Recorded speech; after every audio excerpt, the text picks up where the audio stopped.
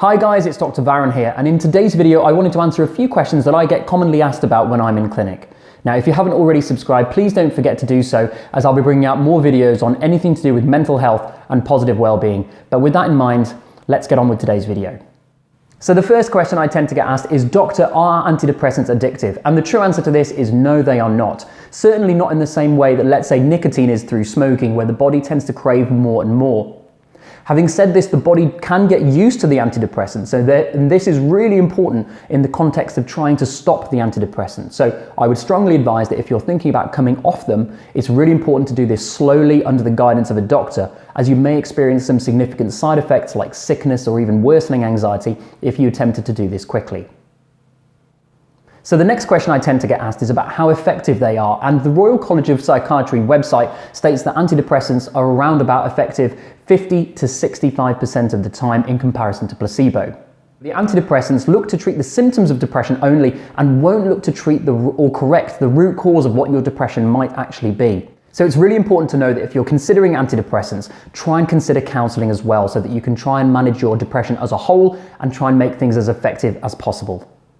The next commonest question I get asked is to do with the side effects of the medication, and the commonest point I get asked is to do with drowsiness. Now, obviously it's difficult to go through all the side effects of all the different types of medication today, which is why I'm going to focus on just drowsiness. But if you have questions about your specific drug, then please make sure you go and see your doctor about this.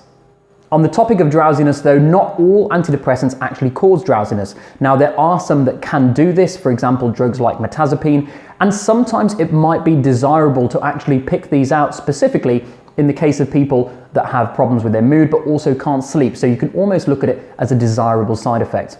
However, I understand that there'll be a lot of people who will have situations where, let's say, they need to stay alert, for example going to work or looking after children, and therefore it's really important to have a chat with your doctor about which drug is best suited for your lifestyle.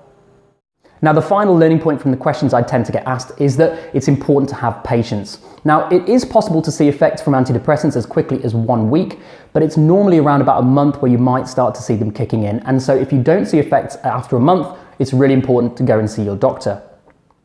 Now it's really important to know that you need to take your antidepressants for ideally at least 6 months to get the maximum effect from the medication, as the statistics show that stopping it earlier than this may mean that your depressive symptoms may come back. So it's really important to have patience when it comes to these types of medication.